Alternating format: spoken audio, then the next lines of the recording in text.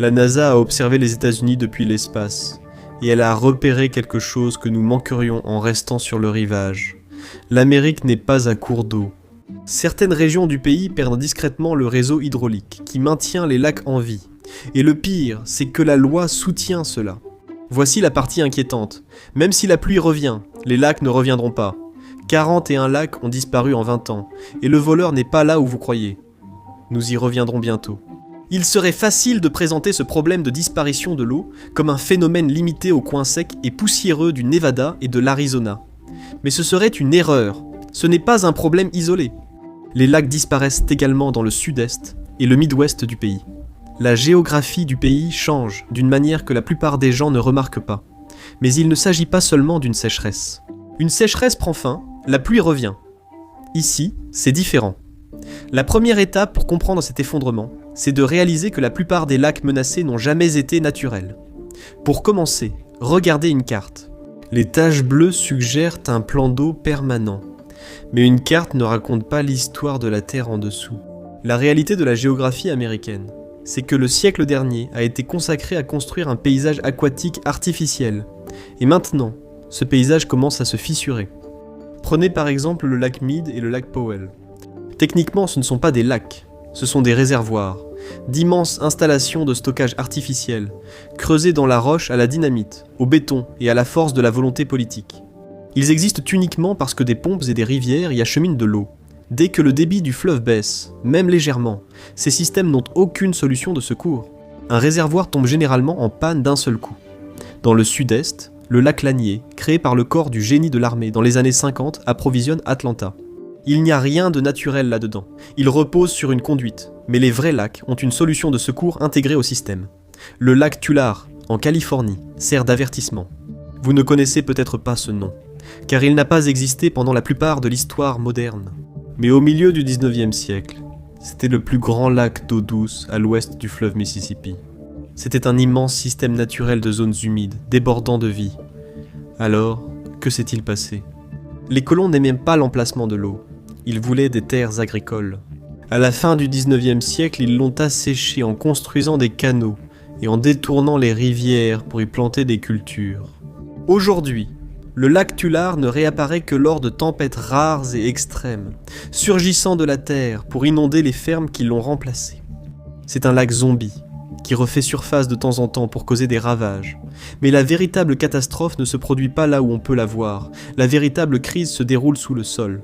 Sous les États-Unis se trouve un réseau caché d'aquifères, d'immenses éponges souterraines retenant l'eau tombée sous forme de pluie il y a des milliers d'années.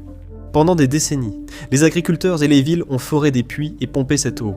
Aujourd'hui, l'humanité les vide plus vite que la nature ne peut les recharger. C'est la bombe à retardement des eaux souterraines. Et c'est là le voleur dont j'ai parlé plus tôt. Pas le ciel, pas le soleil, mais la pompe sous vos pieds. En seulement 20 ans, les agriculteurs ont pompé assez d'eau pour approvisionner la Californie pendant presque 1 an. Depuis 1900, assez d'eau a été drainée pour remplir le lac Erie 2 fois. Ce n'est pas juste de l'eau qui disparaît, c'est ainsi que les lacs s'évanouissent. Le débit de base, la nappe phréatique remontant du sous-sol, maintient les lacs pleins, même sans pluie. Mais lorsque des milliers de milliards de litres sont pompés, la nappe baisse. Finalement, elle descend en dessous du lac, le système de soutien s'effondre, le lac se vide dans le sol, et une fois que cela arrive, il ne se remplit plus quand il pleut. Ce n'est pas juste un cycle de sécheresse, mais une dégradation permanente déjà en cours. Dans le Texas rural, les agriculteurs font maintenant face à un avenir sans cultures irriguées, et ferment les puits de captage. Des villes comme Perryton, au Texas, ferment déjà les puits d'irrigation parce qu'il n'y a plus rien à pomper. Dans le bassin du fleuve Colorado, les données satellites racontent une histoire terrifiante. La perte d'eau souterraine est plus de 2 fois supérieure à la perte d'eau de surface dans les lacs Mead et Powell. Le système se vide par le bas. Qui ou quoi est responsable ? Bien sûr, les humains. Dans le bassin du fleuve Colorado, la consommation humaine représente plus de la moitié de la perte totale d'eau. Le changement climatique est un multiplicateur de menaces. Il réchauffe l'air, accroît l'évaporation et fait fondre la neige trop tôt. Mais ce n'est qu'une partie du problème. L'agriculture industrielle et l'étalement urbain y contribuent aussi. Une photo de 1977 prise dans la vallée de San Joaquin en Californie l'illustre parfaitement. On y voit un géologue près d'un poteau téléphonique. Un panneau au-dessus indique l'ancien niveau du sol. Le panneau pour l'année 1925 se trouve à 9 mètres au-dessus de sa tête. Le sol ne s'est pas simplement tassé, il s'est effondré.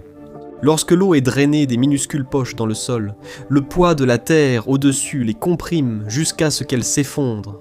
Le sol lui-même s'enfonce, un processus connu sous le nom de subsidence dans certaines régions d'Amérique. La terre s'enfonce d'environ 30 cm chaque année. Cet effondrement progressif détruit les infrastructures construites à sa surface. Cela brise les gaines de puits, fissure le revêtement en béton des canaux. Les canalisations d'eau souterraines se rompent. Les ponts et les autoroutes développent de profondes fissures dans leurs fondations. À Houston, au Texas, le pompage intensif des eaux souterraines a provoqué un affaissement de la ville de plusieurs mètres au cours du siècle dernier. Cela modifie la physique même de la ville. La pente des canalisations d'égouts est déformée, causant des refoulements et modifiant les cartes inondables. Des quartiers qui étaient autrefois au-dessus du niveau de la mer se sont physiquement affaissés, et lors du prochain ouragan, cela pourrait être catastrophique. Le coût pour réparer ces dégâts invisibles s'élève déjà à des milliards, une taxe cachée que tout le monde paie à cause de la mauvaise gestion de l'eau.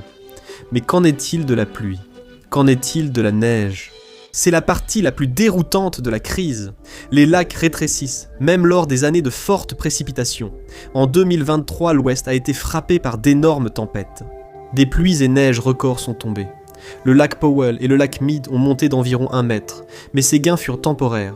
Les villes, les fermes et les usines ont absorbé cette nouvelle eau instantanément.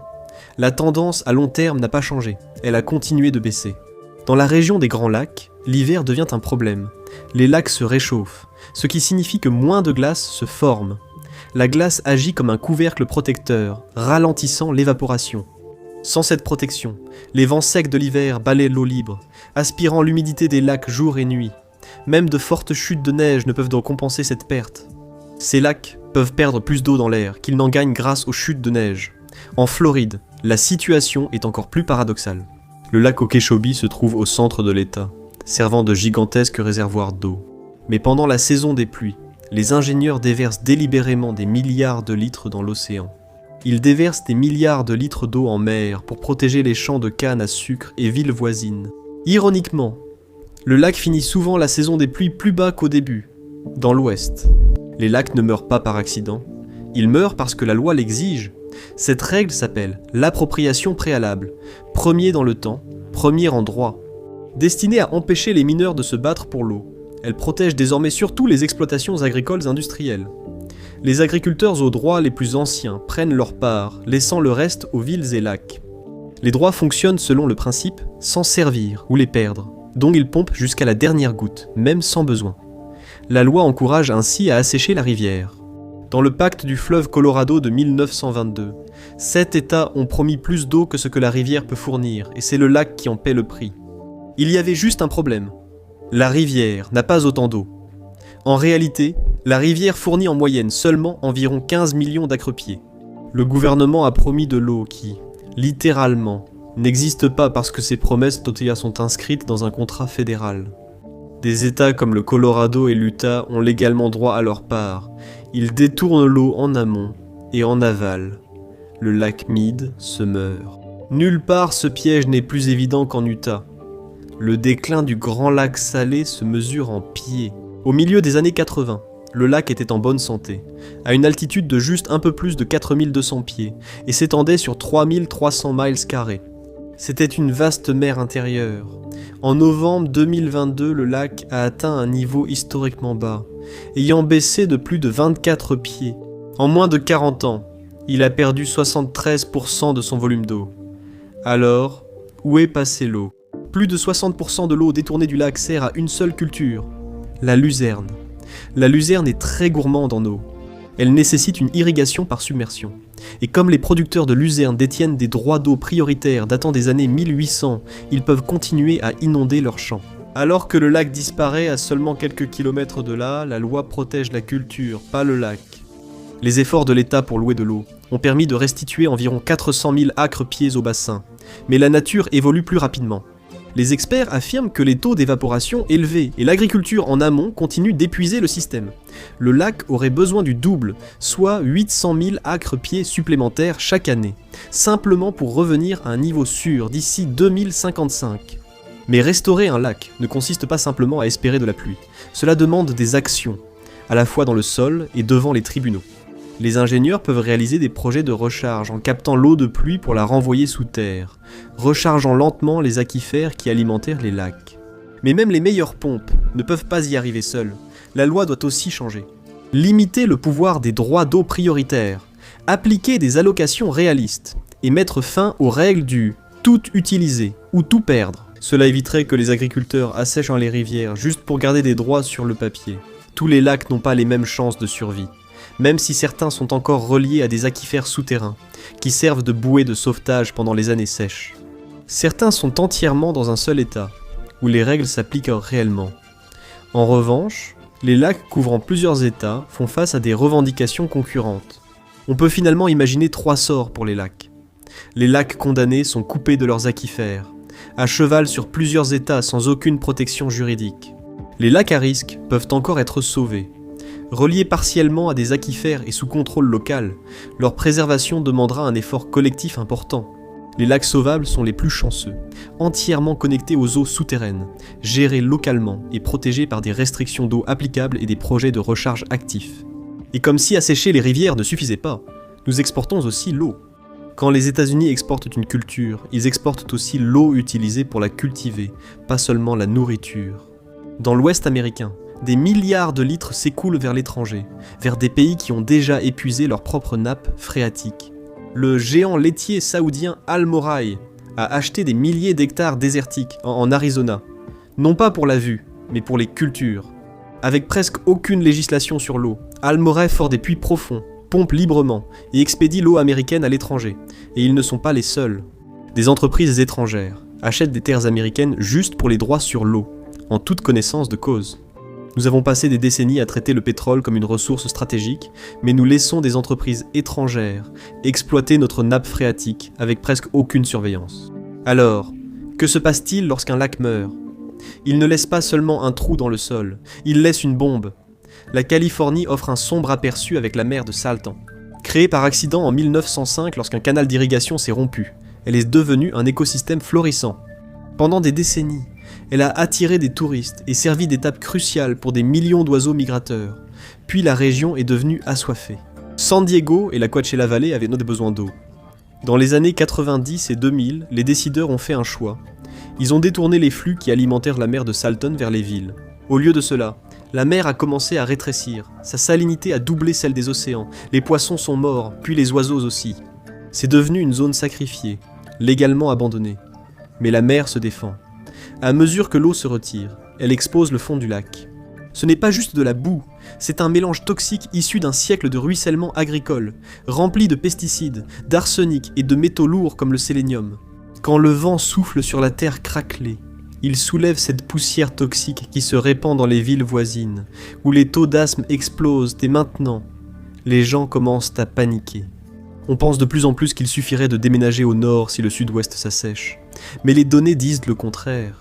Même dans le nord humide et froid, les lacs disparaissent. Dans les forêts profondes du Wisconsin et du Minnesota, de petits lacs s'évanouissent. Pourquoi ? Les fermes voisines, des exploitations industrielles de pommes de terre et de maïs, pompent d'énormes quantités d'eau souterraine. Les chiffres sont alarmants. Dans le sud-ouest du Kansas, la nappe phréatique d'Ogallala a baissé de plus d'un demi-mètre en une seule année. Le nord-ouest du Kansas a connu une autre perte de 30 cm. Ce n'est pas qu'un déclin, c'est une accélération signalant un effondrement possible, survenant plus vite que prévu par les modèles. Plus l'eau est profonde, plus il est difficile de l'atteindre.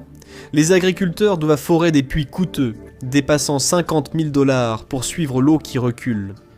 Mais l'argent ne peut pas changer la géologie. Dans la région du Panhandle, au Texas, les puits atteignent déjà leur limite d'aspiration. Ils aspirent de la boue. À ce rythme, près de 40% de l'eau utilisable dans les zones clés aura disparu en une génération. Et les enjeux économiques sont terrifiants. Les experts prédisent que d'ici 50 ans, 70% de la nappe phréatique sera totalement inutilisable. Quand cela arrivera, le refuge climatique du Midwest s'effondrera. Les villes construites sur cette eau deviendront des villes fantômes. La population sera contrainte de migrer à nouveau. Les États-Unis entrent dans une nouvelle ère. La carte est en train d'être réécrite. Le pays se dirige vers une géographie à 2 vitesses. Il y aura des endroits qui auront de l'eau, et d'autres qui n'en auront pas. La différence ne sera pas liée à la pluie. La survie d'une ville dépendra du fait qu'elle se trouve du bon côté de la canalisation. Regardez le réseau électrique. Pour prendre un autre exemple, le barrage Hoover fournit de l'électricité à des millions de personnes au Nevada, en Arizona et en Californie. Mais il a une faiblesse, il a besoin de pression. À mesure que le lac Mead s'approche du niveau mort, le niveau où l'eau ne peut plus s'écouler, les turbines ralentissent. Le barrage produit déjà 20% d'électricité en moins qu'auparavant. Si l'eau atteint 950 pieds, les turbines s'arrêtent, les lumières s'éteignent. Les prévisions du gouvernement pour 2026 montrent que le lac Mead restera juste au-dessus de 1000 pieds. Ça peut sembler beaucoup, mais dans la vie d'un barrage, c'est extrêmement bas. Un mauvais hiver, une sécheresse de plusieurs années, et le niveau mort devient réalité. Pendant que les politiciens se disputent dans des droits sur le papier, la physique du fleuve prend le dessus sur des millions de personnes. L'équilibre est sur le fil du rasoir. Les compagnies d'électricité s'affolent. Les centrales à charbon et à gaz ont besoin d'eau. Perdre de l'eau coûte. Produire de l'énergie coûte de l'eau. L'impact se propage. 30% des cultures américaines dépendent de la nappe d'Ogallala. Son assèchement fait flamber les prix alimentaires. Des tempêtes de poussière se lèvent des lits de lacs asséchés. La bombe de poussière toxique du lac Owens n'est que le début. Certains lacs ont disparu pour de bon. Le lac Tulare est un fantôme. Le lac Owens, un désert. La mer de Salton est condamnée à mort. Mais il y a une lueur d'espoir. Les géants, le lac Mead, le lac Powell et le grand lac Salé sont tous au bord du gouffre, mais ils ne sont pas encore tombés. Ils peuvent être sauvés, mais seulement si les lois humaines, les pompes et les priorités commencent à travailler avec la nature au lieu de s'y opposer. Et si ce n'est pas le cas, les turbines s'arrêtent, les lumières s'éteignent, l'obscurité s'étend sur des millions de foyers, l'Amérique vacille, et pour la première fois, elle ne se rallume pas. Merci de m'avoir rejoint aujourd'hui.